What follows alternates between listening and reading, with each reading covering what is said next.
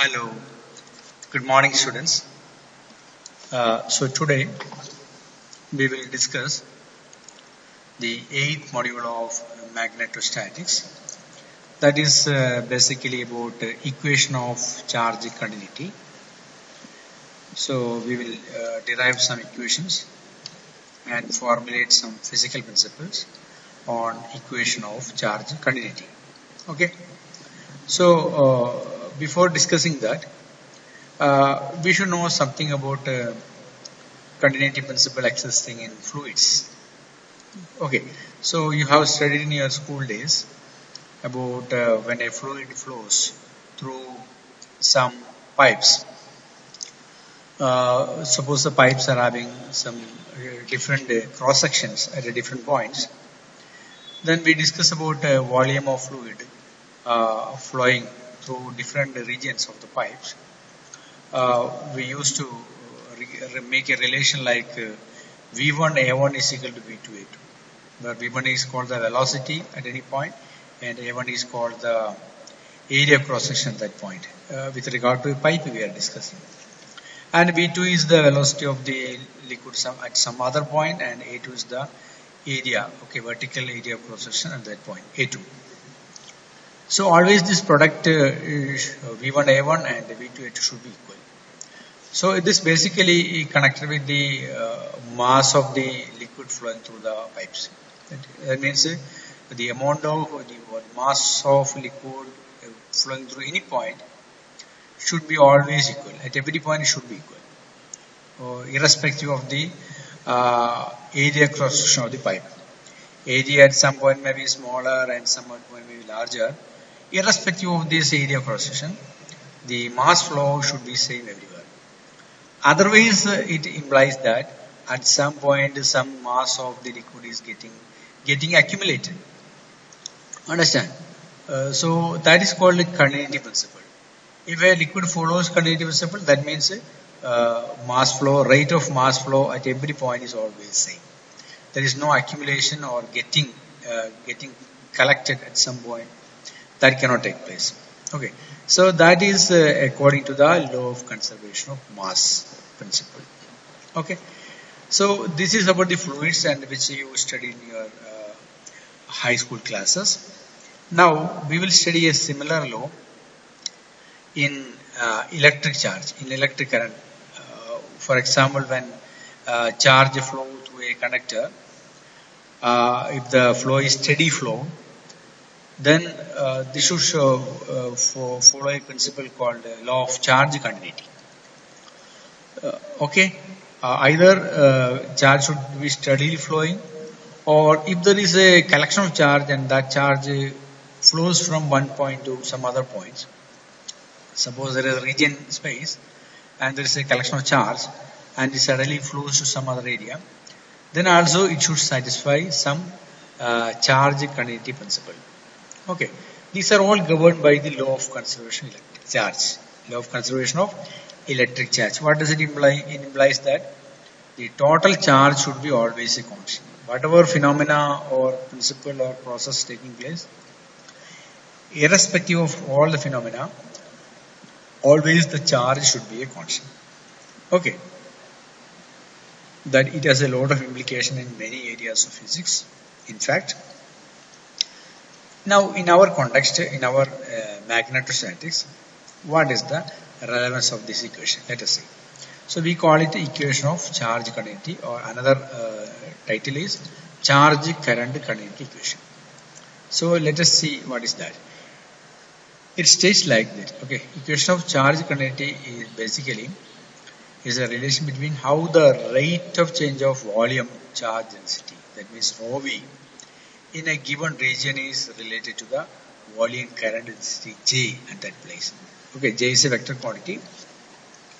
So it is basically a relation between volume charge density and volume current density. Okay, you just to understand like that. Now we will get a detailed understanding very soon. So it is basically a relation between volume charge density at a region, in a given region, and the volume current density at that place, vector J. Okay, so let us see how we are going to derive it. We will designate the volume charge density with rho v. Its unit is coulomb per meter cube, and J is the current density. Its unit is ampere per meter square. Okay. So in previous class we have seen that current can be designated as vector J dot ds. Okay. Surface integral by J dot ds. So that is the total current crossing perpendicular to a surface S can be expressed like this. Okay. So how we got this relation? We have discussed in the previous class. Okay. Now this is the integral equation. Okay. This is surface integral. Surface integral vector J dot ds. In fact, using a known theorem which you learned in your mathematics class, this is known as the Gauss divergence theorem. Using the Gauss divergence theorem, you can convert this surface integral. Okay, you can convert the surface integral like this. Surface integral J dot ds is given by volume integral divergence of J dot dv. Okay, this is a standard equation, or you can say formula, which will enable you to convert a surface integral directly into volume integral. Okay, so this is a vector function, and this will always satisfy this equation known as Gauss divergence theorem. I hope all of you are well aware about this particular theorem. Okay, because we are going to use this particular formula or this standard expression in our subsequent discussion. Okay, so let us see now. Okay, we have already current is equal to surface integral J dot ds, and we have seen that J dot ds can be transformed into a volume integral. Okay, then why don't we equate it together? Now you can also write current is equal to del dot J dv. Okay, now current can be written in terms of volume integral according to this relation. Okay, now let us see what is actually the current. For getting the current, we know that volume charge density we designate with rho v. Suppose this is a volume, some given volume which contains some charge. Okay, so we know that if you consider a small elementary volume dV inside it, a small elementary volume dV, then you can say that the total charge contained in this elementary volume dV will be rho dV. Okay, okay, you can even put a rho v here, rho v dV. So you can write a dq is equal to rho v dV. The total charge contained in the elementary volume will be rho v dV. So then what we can get in? We can say that total charge contained in this volume, whole volume, or this volume, or any volume, total charge contained in this whole volume, you can write as volume integral dq, because dq is the small charge contained in this small elementary volume. So total charge contained in the whole volume you can write as volume integral dq. Okay, so dq already we know that is equal to rho v dv. Okay, rho v dv is only rho v dv. Okay, so q is like this. And if you know q, we know the current is equal to dq by dt. In fact, current is equal to dq by dt. So you can write it I is equal to dq by dt. Same thing. So here this q you can replace with this integral. So we are removing as a q. So putting the integral here. So we got a current I is equal to d by dt, volume integral rho v. Simply the q is replaced with this integral. Okay. So now what we can do? Here you can see this integral. This is an integral operator d by dt. Sorry, it's a differential operator d by dt, and this is an integral operator. They are actually commutable. That means they are interchangeable. You can do either one first. Understand? So what we did is we differentiated with the time, then we integrated. Okay, you simply interchange the operations. So now what we can see that this is something a volume charge density decreasing. When you write a d by dt of rho v, that simply means what? There is some volume charge density which is decreasing with respect to time. So whenever a current is produced from some point, so what should happen? The volume charge density at that point should decrease. decrease. So in order to show the decreasing notation, we can write it as I is equal to integral, a minus sign is placed because from that point volume charge density. Okay, something is going out, that means something should decrease there. So that is why this negative sign is put here. So we wrote I is equal to integral volume integral minus d rho v by dot t dv. Okay, and we already written that I is equal to divergence of vector j dv. These things we have already written. So you can see both expressions are same. Both are designating current. So both are designating current. So you can now directly equate both this equation and this equation. So we get a volume integral divergence of j dot dv is equal to volume integral minus dou rho v by dot t dv. Okay, now both sides they are volume integral and you are integrating a function. So when both sides are volume integral and we are integrating a function, this bracketed terms are actually called integrands. So this is an integrand and this is also an integrand. So what we can do, you can integrate, you can compare or you can equate the integrands. You can equate the integrands, so we get del dot j is equal to minus dou rho v by dot t. Okay, so this is something diverging current density, you can say. Divergence of vector j means diverging current density is equal to minus dou rho v by dot t. If you bring the right hand side to the left hand side, we write del dot vector j plus dou rho v by dot t is equal to 0. So in fact this is called the current continuity equation or charge continuity equation. In fact, okay. So what does it indicate? If there is a divergence of current density at some points in a given volume, there is a divergence, then what does it mean?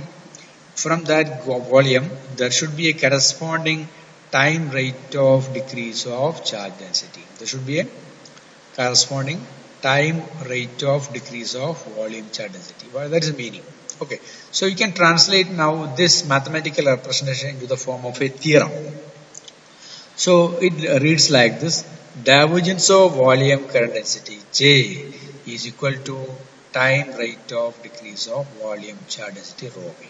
So this is equivalent theorem format. Okay, it's a mathematical expression.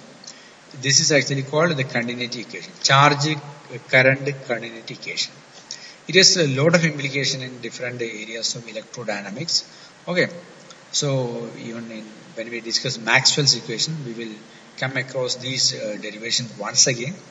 But now just to understand that, it simply indicates the current flowing profile of a given region. Whenever the current flow is there without any external charge coming into the region, in that case the current diverging current should be equal to negative time rate of change of decrease of volume charge density. Okay, that is the physics of this equation. And one more thing. So rho v, that can depend on many parameters. The rho v can depend on coordinates, space coordinates, time coordinates, like that. So if the rho v depends on space and time coordinate, then we will write the total differential equation in the form of a partial differential equation. This is done when rho v depends on many parameters. Understand? So in that case, here partial differential, now it is dou rho v by dou t, or partial differential of rho v with respect to t. Understand? So what happens now? The divergence of j now become divergence of j is equal to minus partial differential of rho v with respect to t. Okay, so or delta rho v by delta t is also known like that. So we get another equation. So here now we have divergence of j plus delta rho v by delta t is equal to 0. This is the exact charge continuity equation, in fact. Okay, and both are correct, but it depends on the situation whether rho v depends on space and time or whether rho v simply depends on time. If rho v simply depends on time, this is enough. Okay, d rho v by dt is enough. But when rho v depends on many parameters, delta rho v by delta t is also important. Okay. And again, suppose we are talking about a continuous current flow through a conductor, continuous current flow. In that case, there is no charge accumulation. Understand? And at no point you can see a time rate of change of charge decrement. Understand? Every point the charge density will be always same. It is a continuous flow charge. In that case, delta rho v by delta t should be 0. Understand? What is the reason? The reason is that there is no charge accumulation and there is no charge decrement at any point in the volume. So for a continuous charge case, continuous constant charge case, constant current case, your dou rho v by dou t will be 0 and delta j will be 0. Okay. This is a special case for a continuous charge flow. Whereas for a transient charge, wherever in some region there is a charge density and suddenly charge density flows out, in that case del dot j is not 0. But for constant current case, del dot j is equal to 0. So that is called equation of continuity for steady current. So this is the difference between these two. And it is a very important electromagnetic relation. Now let us go to another slightly different topic, that is about magnetic flux density. We know whenever there is a magnet and if magnet is producing some magnetic flux, then we can assign a quantity called magnetic flux density. And the magnetic flux density is defined like this. Okay, is the number of magnetic flux lines crossing normal to a unit area of surface. Okay, perpendicularly, how many number of lines are going crossing unit area. Okay, that is called magnetic flux density. And if the flux number is 5, assume that 5 number of magnetic lines are crossing normally through a surface area S, then magnetic flux density you can define as V is equal to 5 by S. That is very clear. And it is represented with Weber per meter square, or you can use Tesla. And then phi you can rewrite as phi is equal to B dot ds. That is also possible. Okay. Now, for a large area case, we can write phi is equal to B dot S. Okay. And if you are taking elementary surface and discussing the phi, we can write the surface integral B dot ds. Okay, B dot ds is the small d phi passing through a area ds. So total phi will be, of course, vector B dot ds. This is also clear. And suppose your surface is a closed one. Imagine instead of flux lines like this, imagine flux lines coming out of a magnet, bar magnet. In the case of a bar magnet, you can see that the magnetic flux lines originate from the north pole and they get terminated at the south pole continuously, constantly. Okay, if you are imagining a closed surface around such a bar magnet, what will happen? You will see that through one surface, across one surface, magnetic flux lines are coming out. And through the other surface, they are entering down into the south pole. Okay. So there are flux going out of the surface and there are flux coming into the closed surface. So in that case, you can write the closed surface integral B dot ds equals 0. Why it is written? Because flux lines going out should be always equal to the flux lines coming into the surface. Okay, so the summative effect will be 0. Summative effect will be 0. Instead, if you suppose that the surface is open, for an open surface, it can never be 0, because in an open surface, number of flux lines going is not coming out because surface is not closed. So for a bar magnet, if you assume a closed surface around it, this will be always true. Surface integral vector B dot ds will be equal to 0. Now we are going to use this relation for our purpose. So that is schematically shown here. Okay, the number of flux lines emanating from north pole is getting concluded or getting okay, they are all getting confluenced at the south pole. Okay, confluencing at the south pole. So now using the integral equation, the vector b dot is equal to 0, we are going to apply in some other area. That means we have already shown that Gauss divergence theorem speaks like this. The surface integral of f dot ds can be converted into volume integral using this equation. Already we have seen it. Okay, so in a similar fashion, instead of f, this is a general function f. Instead of general function f, if you remove it and connect b, vector b here, then we can write the relation like this. Surface integral vector b dot ds is equal to the divergence of b dot dv. Okay, using the very simple format. Instead, simply replace your vector f with the vector b. And already you know surface integral of b dot s is equal to 0. Okay, then what we can write? We can also write right hand side is also equal to 0. So you can write divergence of vector b is equal to 0. Divergence of vector b is also equal to 0. So here in this integrand, dv cannot be 0 because it is an arbitrary value. So what could be 0? Only the integrand can be 0. Okay, the logic says that dv cannot be 0, only the integrand. So this is a function actually. Del dot b will give you a function. That function is equal to 0. So that means you can write del dot b is equal to 0. Divergence of b is equal to 0. So this is important mathematics. Okay. This is important quality. This mathematical relation signify an important quality of magnetic fluxes. Actually, magnetic flux lines always obey this mathematical rule. They follow this mathematical rule. So that means they can never diverge. They can never diverge. Understand? So if you expand it, you can write like this. The del operator is given by this equation, as you know. I, j, k are unit vectors and other are partial differential operators. It is operating on this vector function. These are the components, bx, by, bz are the components. So obviously if you do the formalism, we will reach at this equation. Okay, we will end up with the divergence. B will be equal to dou bx by delta bx by delta x, delta by delta y plus delta bz by delta z equal to 0.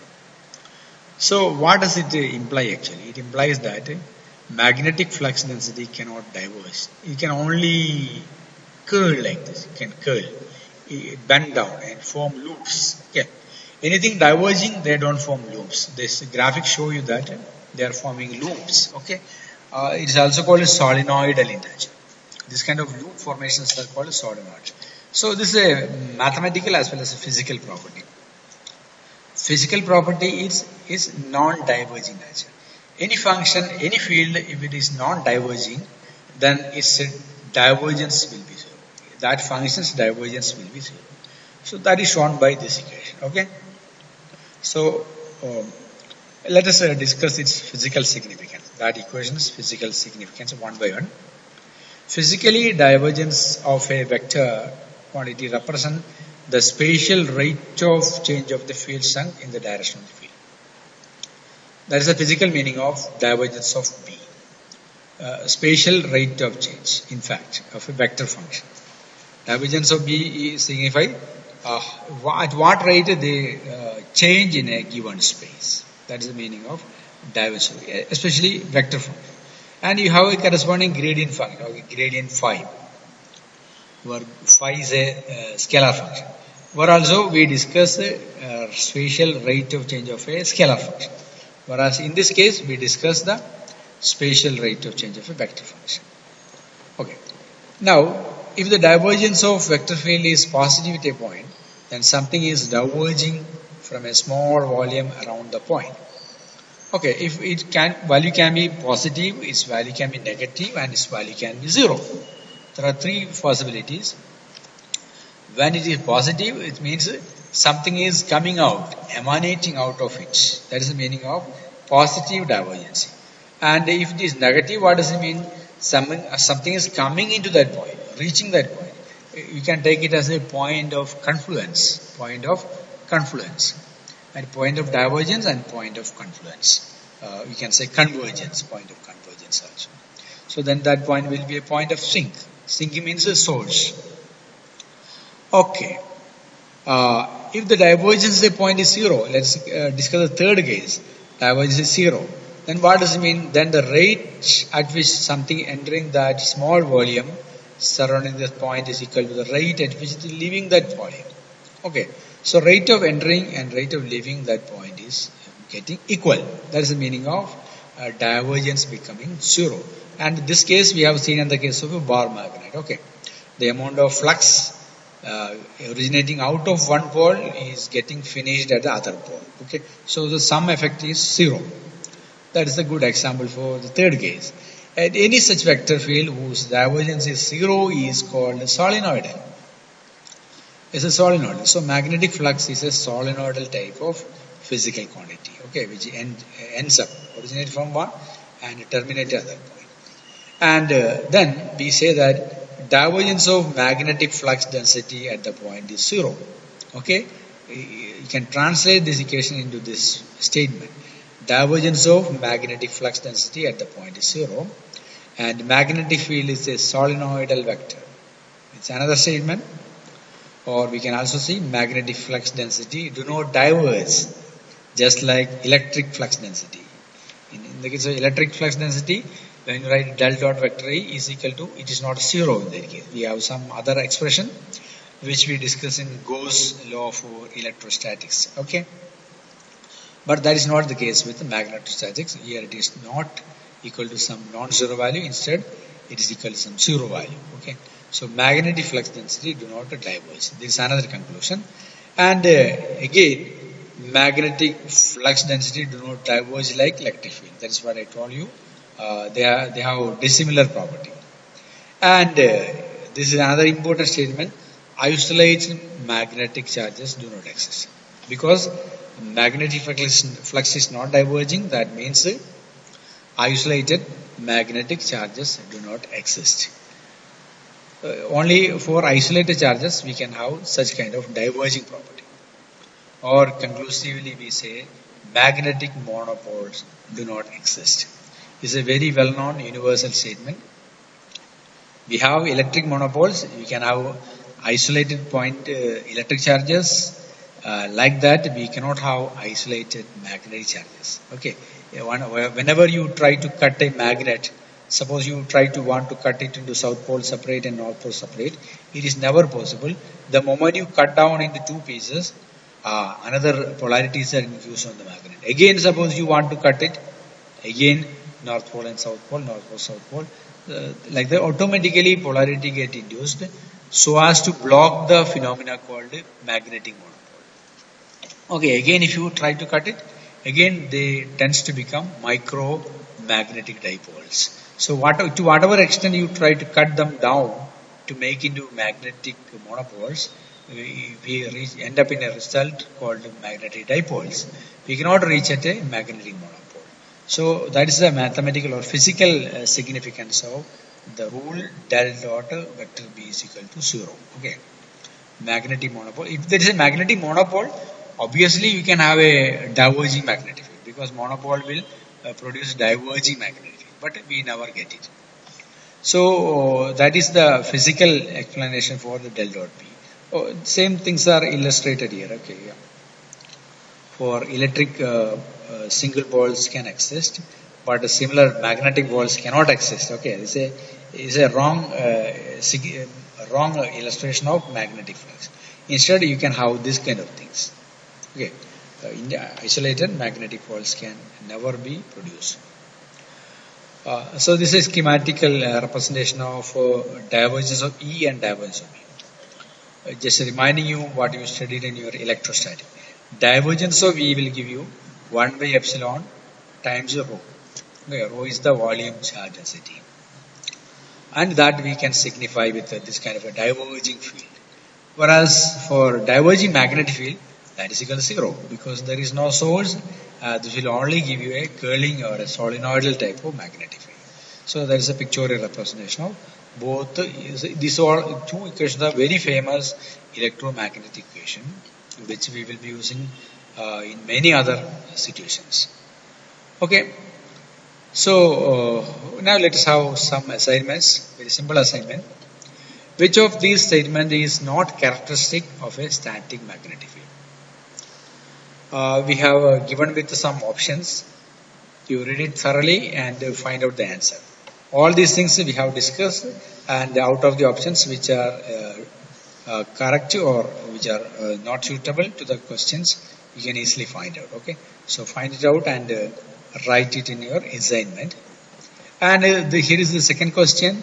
The volume current density in a copper wire of cross-sectional radius 1.6 millimeter is given by.